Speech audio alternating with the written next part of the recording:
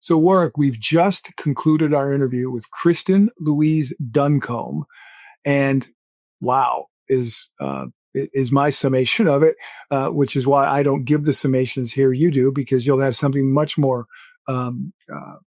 intelligible to say, much more profound to say about it. But Kristin's story, it's heart-rending story, and yet at the end of the story, she was happy. She's optimistic about the future, and she's living a life of significance. So what is, and there's a lot of stuff to choose from, what's the one thing that stands out to you about Kristin's story?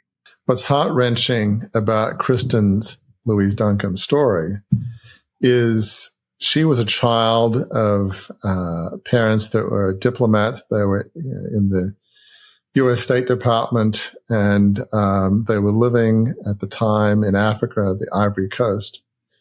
And what makes this story so heart-wrenching is that she was abused by somebody that was also working for the U.S. diplomatic service, for the U.S.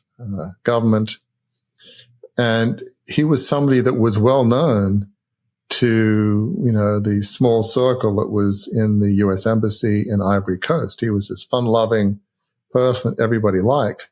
But he had this dark side in which he sexually abused not just Kristin, but a number of other girls her age that were, part of the diplomatic service, part of, the kids.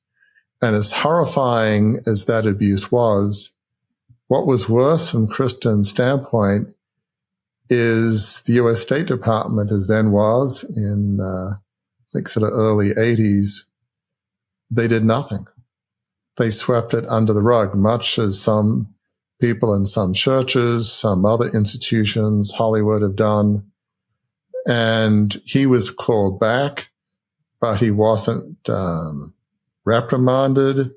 They were told to keep quiet, not to say anything. Her parents tried to fight for her, but it's not easy because their livelihood is in the State Department. They tried to fight even 10 years after they, when more abuse happened by, somebody else at a different embassy.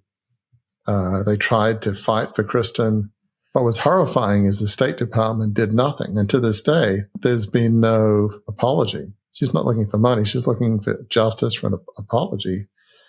And what that did to her, the abuse was bad enough. It made Kristin feel like she doesn't matter, that she has no value, because what happened wasn't acknowledged. And this guy would go on to abuse people for maybe decades after. That's the tragedy, is not just the abuse, but it made her feel worthless, that she didn't matter. In her recent book, Object, she views herself as an object, in that she only value she has is by being pleasing to other people and other men.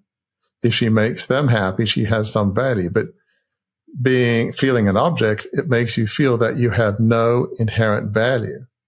The good news is that there are still scars, but she spent her life counseling, coaching, speaking up for others, advocating, and she's somebody that laughs, is, definitely in a better place.